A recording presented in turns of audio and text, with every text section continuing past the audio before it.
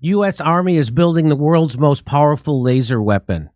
What? Remember when people were saying things about like they have these powerful direct energy weapons, and then they said you were crazy.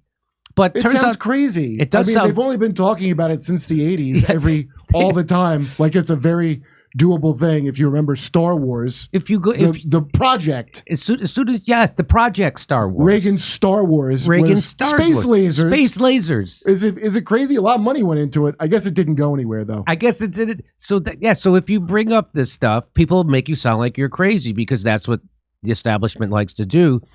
The lasers would emit bullet-like pulses of light that would exterminate the target. Kind of just like what all the conspiracy theorists have been saying they have. Well, no, it didn't say they finished it. It said they're building it. Oh, is that what they're doing? It appears the U.S. Army is developing a building and laser weapon capable of vaporizing its targets and disrupting enemy tech signals thanks to pulses of signals. This may well be the world's most powerful laser to date. The tactical ultra-short pulse laser for Army platforms, as the laser system will be called, will be 1,000,000 times more powerful than any other laser platform before it, reported New Scientist, the first to publish the news. A space laser? 1,000,000 times more powerful. Yeah, I bet they had that 30 years ago, and now they're telling you about it because it's the portable one. I'm sure they had a thing that powerful, but this is a platform you can put on things, right? That's what that's supposed to do. So they can make it mobile and use it. Yeah. The Tactical Ultra Short Pulse Laser, or the UPSL platform, it will be different from the current laser systems, as it will emit short pulses that rely on low energy. In contrast, current lasers typically emit continuous beams. You know what's good about this, Jimmy? Because I was afraid we were going to lose the direct energy weapon race to Cuba after that Havana syndrome. Oh, yes. And luckily, it turned out there was no such thing as that. It was CIA debunked and then paid reparations to all their employees. To all the people who suffered from it. And then, wouldn't you know, we have a big new laser coming out that's a direct energy. It's like they got all the testing done while Cuba was failing their testing, I guess. I guess so. Mr. President, we cannot afford to have a UPSL gap. Yeah. Boy, with AI, that's going to be greght. Every component of a giant nightmare robot. The new system is being designed to reach a terawatt for a short 200 femtoseconds. Are they making words up now? This sounds like Star Trek making up words. It's a femtosecond, or a quadrillionth of a second. In that time, the UPSL would be able to vaporize a drone. Or your lawn, whatever. Yeah. On top of that, the hope is that it'll also be able to disrupt electronic systems in its vicinity, turning it also into a functional electromagnetic pulse. Could it disrupt like a typhoon alarm? I'm kidding. The guy did that. I'm joking. We know it was the incompetent guy. We know it was the incompetent guy. As far as reports state, the U.S. is aiming a prototype by 2020. So this is when was this from? I didn't even look. Oh, 2021? It's from 2021. What? Right? This is great. It's like they must already have it. When you find out the villain already did his plan a half hour ago in Watchmen. Remember that? Such types of laser weapons are extremely useful when combating fast-moving small drones or missiles, explained New Scientist.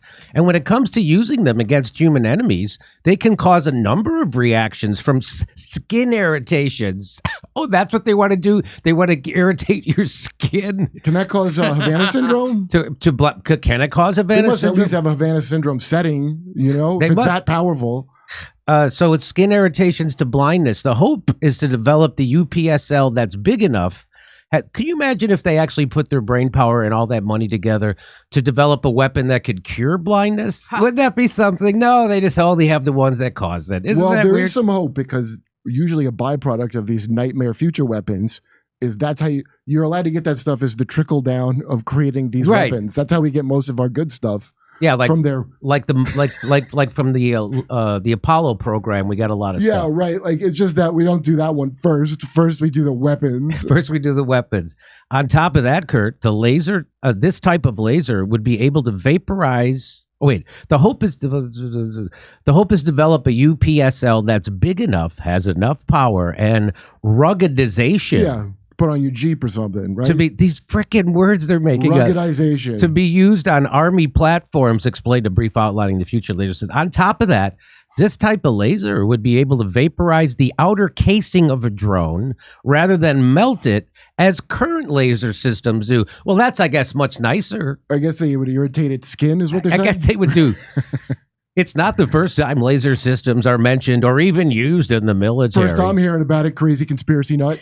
And it's clear to see that this type of weapon is gathering more and more attention and focus as time goes on. Well, how come where was interesting engineering coming out when all these wackadoos were talking about space lasers?